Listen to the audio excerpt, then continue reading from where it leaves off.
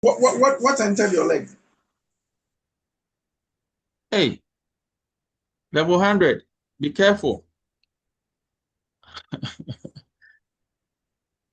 Okay, so we need to monitor the market trends to know where to get quality product, where to get competitive prices, among others. So sometimes we say that procurement is more or less a window of the world to the organization. So if the organization wants to see outside, to see things on the market, then the first point of call will be procurement. So we need to monitor the trend. And we can say that even though we don't need this item in the first quarter, but looking at how things are going, now I think we are likely to experience. I'm happy we have security officers here. From the way things are going, I think Iraq and Afghanistan, what is happening there? I think something is happening. If you've been monitoring the news, what is happening there? Israel and Iran, what is happening there? Yeah, Israel and Israel launched an attack on Iran. Yes. Yeah. Together with US. Yes. So you see, the moment you see some of these things happening, it should tell you something. Because these countries, they produce oil. So once there is war, once there is tension there, it means it's going to impact on oil production. And so once it is impacting on oil production, what will happen to prices of oil in the near future? Maybe in the next quarter, in the next 2 quarters, what will happen? Okay, so you looking at the trend, you can say that then we need to do this now, even though we don't need it, the quantities this time. But looking at how things are happening in the market, let us buy more now, store, and use it maybe when we get to third quarter. In doing so, the company will be able to save this percentage of revenue or income. Or let us cut down our costs now, because once you look at the situation, prices of goods are likely to fall by this percentage in the next week or two. Okay, so if you don't do the monitoring, if you don't assess the market, you will not be able to make these suggestions or recommendations. To negotiate effectively in order to work with suppliers who seek mutual benefit through economically superior performance. So negotiation, we will soon talk about it. Qualities of a procurement manager, officer, superintendent, whatever. Negotiation. So we negotiate with suppliers. And I'm saying that when you see suppliers here, it is generic. It is not just goods. It is generic, representing contractors, consultants, all of them. Okay, so we need to do negotiation. And then to adopt environmentally responsible supply management. Yes. So I mentioned secondary objective of procurement. So once we focus about green procurement or sustainable procurement practices, in the immediate term, you will not see the impact. But in the long term, it will affect everybody. So that is why some countries, especially developed economies, they use sustainable procurement to, dictate for sustainable products and services on the market. Okay, so if a supplier is giving you a competitive price, but their products do not meet the environmental standards, run away from them.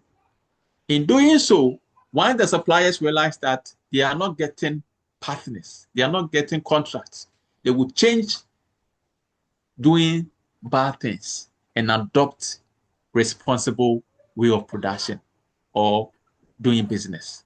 So if all of us begin to do the right thing, it will just affect other stakeholders to cope.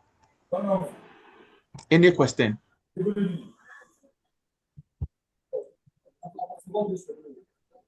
Now, the scope of procurement.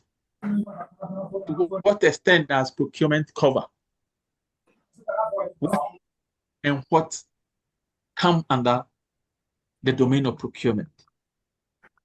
So, to supply the organization with a flow of materials and services to meet its needs. So, once it is like that, you know that it is within procurement. To ensure continuity of supply by maintaining effective relationship with existing sources and by developing other sources of supply, either as alternatives or to meet emerging or planned needs. And then to buy efficiently and wisely. Efficiently and wisely. To maintain sound cooperative relationship with other departments, providing information and advice as necessary to ensure the effective operation of the organization as a whole. To maintain sound cooperative relationship. Procurement department or unit deals with two major stakeholders. We have the internal stakeholders, internal customers. The internal customers are the user departments within the organization. So, like the examples you gave, you mentioned departments, several departments. So once the departments are in the same organization as the procurement department, they are regarded as what? Internal customers. The external customers are customers that are outside of the organization. And this could be the suppliers, could be the consultant, could be the contractors. Okay, so we need to find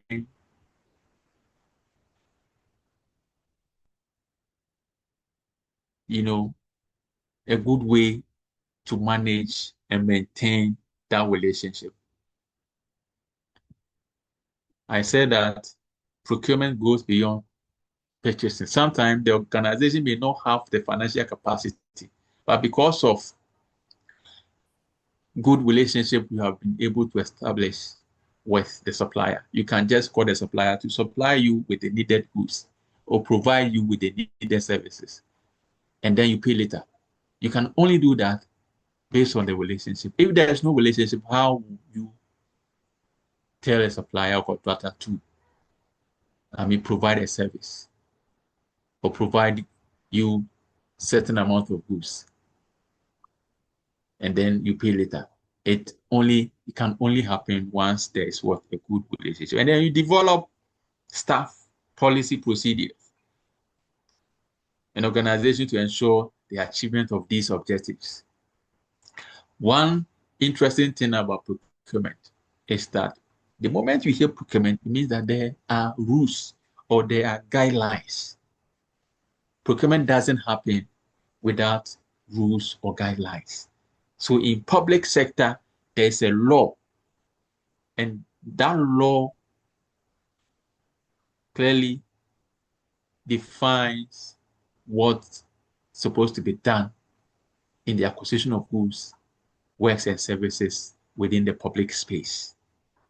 If you go to the private sector, for most established organizations like Newmont, because I am privy to their procurement guidelines, there's a full policy or guidelines of procurement. And that will determine who performs function A, function B, function C. Even within procurement, some are in charge of expediting, some are in charge of contract management, some are in charge of other activities. And you do that to ensure there's proper management of the procurement process. So we can basically categorize the scope into three major areas. We have the top level activities. We call it strategic level. The activities there include purchasing research, long range planning, predicting availability, policy determination, like single sourcing, reciprocal trading, ethics, post-tender negotiation, among others. These are boardroom activities. Then you come to the middle or the tactical level. buying methods or procurement methods, negotiation, budgeting, interface development, staff development, contracting, cost reduction techniques, among others. So if you're not doing anything at all, at least you should be here at the operational level, the bottom level, expediting. So once you are there chasing, let's say, way bills, invoices, expediting, calling, doing this, it means that that is where you find yourself. So basically, some of you may be there. Now you are here to acquire the needed certification, academic credentials, so that you can move towards the tactical or the middle level. Okay, requisition handling, inquiries and quotation, price determination, return, etc. So that is that with the procurements, the scope of procurement. Now I mentioned about procurement structures. Basically, there are two. The structure talks about how procurement activities are organized or performed in the organization. And they are normally divided into two, as I've mentioned. We have centralized procurement structure, and then we have the decentralized procurement structure. A centralized procurement structure places the purchasing unit in both a central and tactical position. In other words, when the organization undertakes or performs procurement activities from one central location or point, even though the organization may have departments, even branches outside the main headquarters. So once you see this in any organization, then we can confidently say that the organization is having what we call a centralized procurement structure. And there may be a number of reasons why an entity may decide to adopt a centralized procurement structure. But the major reason is the achievement of what we call economies of scale in purchasing prices and process costs by switching the individual purchases done by functional units with corporate-wide agreement. So, in other words, bringing down average cost down, because now we are buying in bulk. We aggregate our procurement needs, and based on that, and the aggregation of needs, we are able to negotiate for competitive prices. We can talk to suppliers to reduce because we are buying in bulk. Okay, so we can get discounts, we can get, reduced prices among others. So the major reason for adopting, there may be other reasons, but the major reason is for the achievement of economies of scale. And then we have what we call decentralized procurement structure. So this procurement structure allows each functional unit to be responsible for a cost center and therefore use its budget to purchase its individual orders. So the organization may have departments or branches.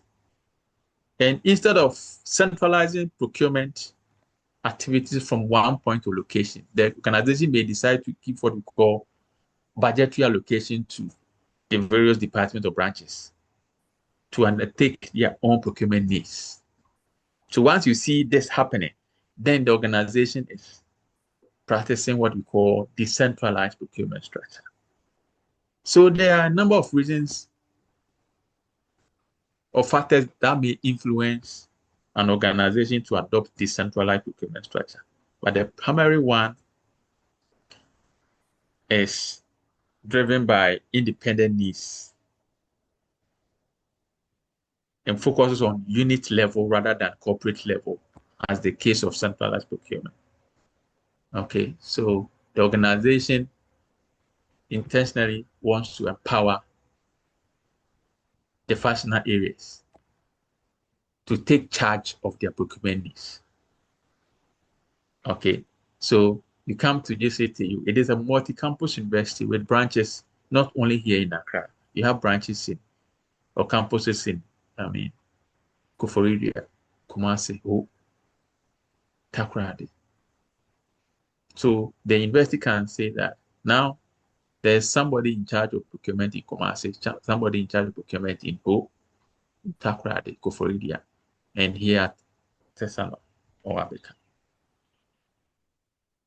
So we're going to maybe say that every quarter we give each campus 1 million cedis or 100,000 cedis for their procurement needs. Once you see this happening, then the organization is what? Undertaking decentralized or having decentralized procurement structure in place. And they are doing this because they want to empower the various departments or branches so that they can take charge. So if you need anything, you don't depend on Accra. You just go straight to the market and acquire whatever need or product you want.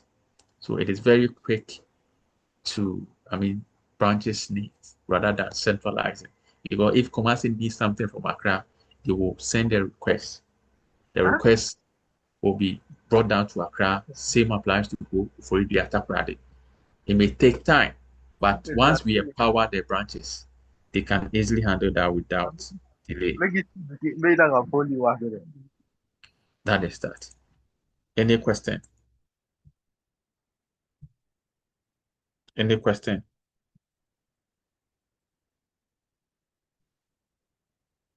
Okay, so why is procurement important?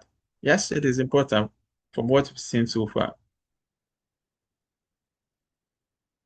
Because it has direct impact on the successful delivery of projects and services. To be able to execute and complete any project, whether it is private project or public project, depends highly on procurement. And then sound financial management by achieving value for money in government, corporate, and personal expenditure. Sound financial management. You don't just spend. When the money is your money, look at how you spend it. When it belongs to the organization or government, look at how you want to spend. You spend it like you don't see it. But once it is your money, your wife is demanding for money, your children, look at how you face, you frown your face sometimes. But when we are stealing from government, look at the way we smile. You get it? So once we manage procurement well, and I've already said that there are rules, there are guidelines. So the guidelines will tell you that do A, B, and C. If you go against A, B, and C, straight to someone, you go straight to someone. And that is the way things are supposed to be done. Reducing corruption. But I think over here is the opposite. Because most people, instead of,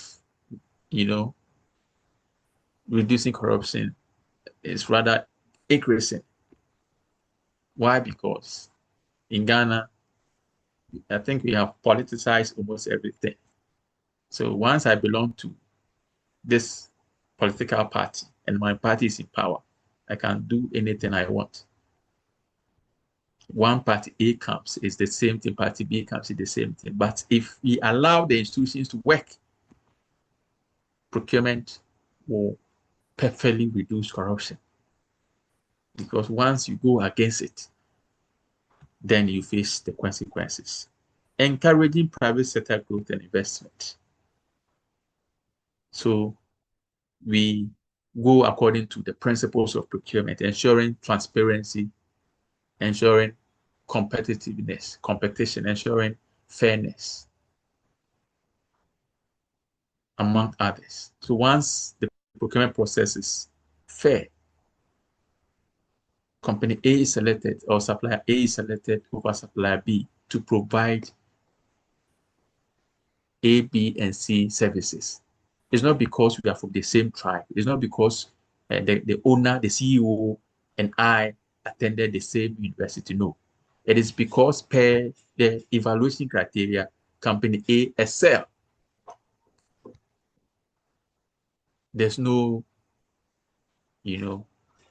backdoor activities. On fair grounds, company A won.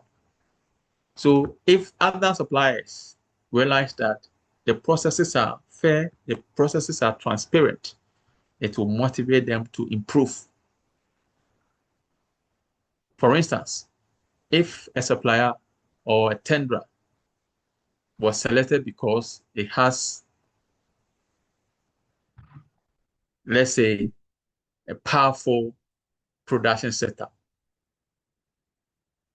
supplier B will try to also acquire similar machinery to beef its production capacity so that subsequently it will be in a good position to compete.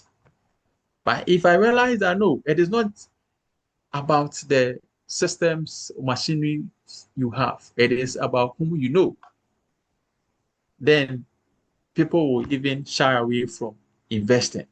Because even if I do my best, I will not be selected because the system is not fair. But procurement is supposed to ensure that there's fairness, and then it is promoting what we call private sector. Any question? So this will be the end for our week 1 tutorials. If there are questions in the next few minutes, you can ask. I have another class with the regular students from 5:30 to 8. So if there are questions, Jonathan, go ahead. Okay, Master, please, I want you to explain the term value for money. Okay. Any other question? Justice. Okay. Jonas. Jonas spoke, right? No questions, sir. Okay. Sir, no questions. All right. Jonas, your hand is up. So I want to make some little contributions, sir. Okay, go ahead. Yes, sir. Thank you very much for the opportunity. Go ahead. Yes, sir. So far, we've gone through the process of procurement and the types that we have. With the centralized procurement, sometimes it does not support some agencies that have outpost stations. For instance, GTC, Tesano branch, and Kumasi will do procurement and then send some to them, which of course, they will not be needing those items. At the end of the day, there's no value for money in that regard. And then with the decentralized, the decentralized will give them the opportunity to get or procure the necessary goods and service that they need, which will also benefit and bring value for money in that regard. And then the third one is there are threshold for procurement units, which above that threshold, the entity must seek PPA approval before they can go ahead. And then finally, there should be like guidelines for wrongdoers, people who take advantage of the system to loot the system.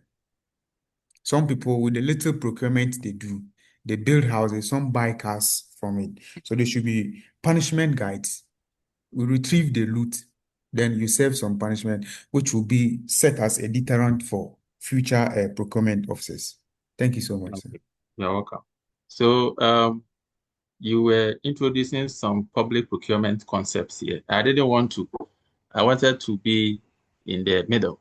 So those in the private sector may not understand what, let's say, threshold is, the guidelines in public procurement act, for instance. So that is why I didn't focus on, let's say, public procurement, blah, blah, blah. But as we move along, we introduce the procurement methods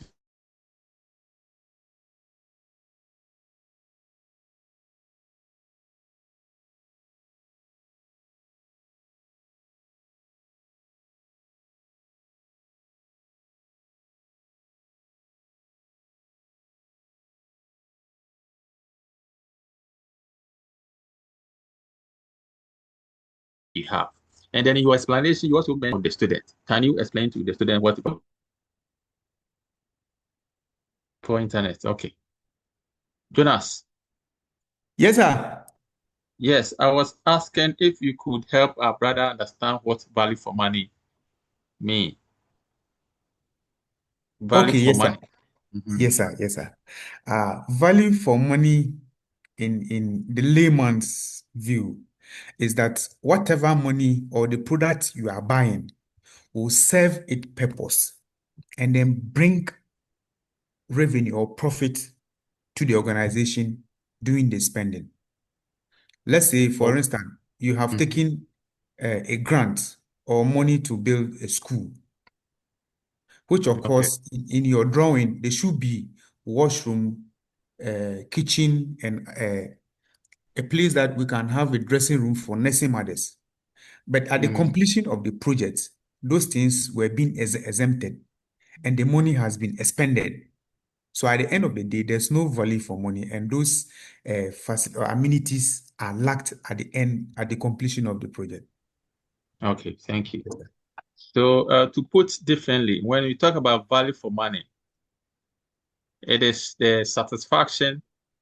If you are spending, let's say 10 cedis, we expect to get satisfaction equivalent to the value of what 10 cedis. Okay, so sometimes we spend huge sums of money, but the project or product we get in return, when you check, you say that this one there you have been cheated. Okay, so we must get value for the the resources we spend in our procurement activities. So if you are spending monies to procure goods, at the end of the day, the value we are going to get from that product must be equal to the amount we spend. Okay, so that is what we term as value for money.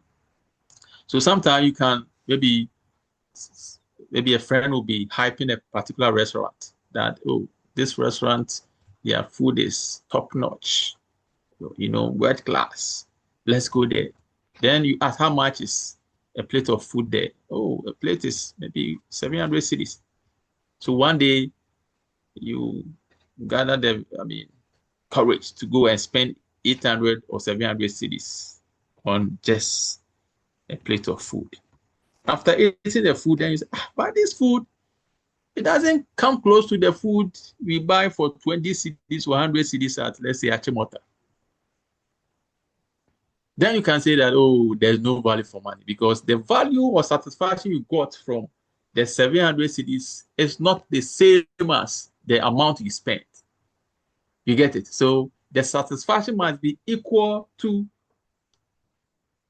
the amount you spent on any, product or service or work that we procure. So that is that for value for money. Is that okay? Yes, sir. Yes, sir. Yes, sir. All right. Thank you, sir. So yes, so like I said, I don't have the class list. So this one, I am directing Gabriel to get me the class list, and then those of you who joined my class for today, I want to have the list by maybe 8 p.m. today. But from next week, I will be taking attendance from my side. Is that okay? My time is up. I need to move to the other class. So if there are no further questions, let's end here, continue same time next week. But like I mentioned, all the course materials are available on the LMS. The model book, the outline, and then the slides are there. So go and check from the LMS. Thank you. Thank you, Enjoy. sir. Thank you, sir. Bye-bye. Please stay on and stay on. Let me take the register before you go. If you go, I won't be able to get your name. Hold on 1 second. Let me take a screenshot. We are 32. No. I think two have left. Oh, okay. No, we Okay, are got it. 32. All right. Nobody should go, please. Can we? Arin Katiana Sana.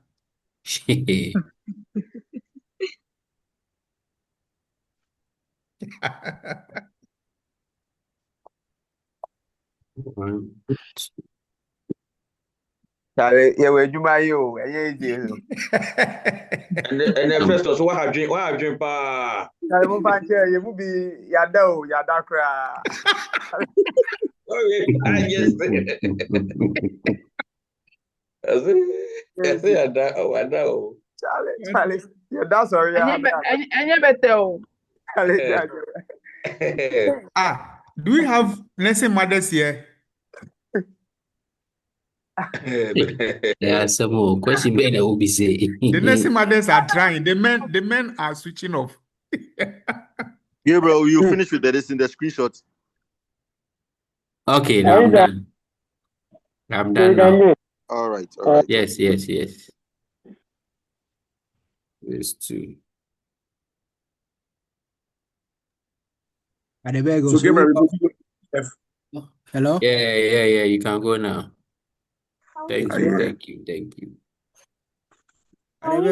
We all go write exams together. Because you people not help me, they are tired, Charlie. We are not the sitter. Are you alone to go write different exams? Don't worry.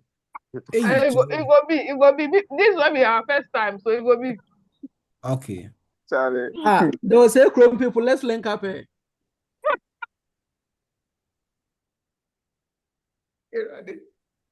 That's fine. Yeah, some. Please, can we leave now? Yes, I'm done. Okay. Charlie, a child French in the bedroom. Bonjour.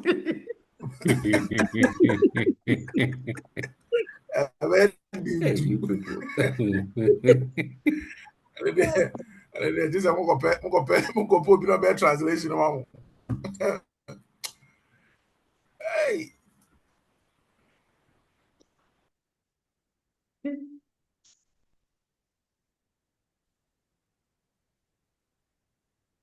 What's your mama about one panacho?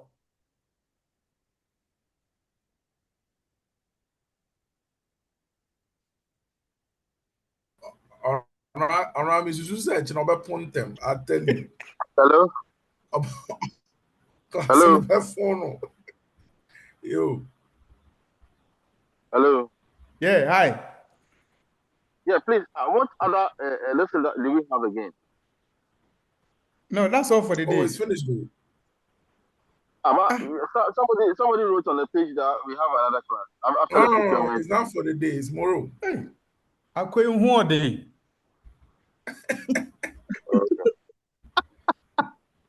You want to sit again? No, somebody wrote on the page that we have another class. So I was just trying to find out. No, you're just joking. So Yeah. that's what I was So trying to find this class is tomorrow around 11. Am I right? Sure. Okay. So please, how many tests do you have tomorrow? How many classes do we have tomorrow? 3. Yeah, some more. I did, yeah, Charlie. So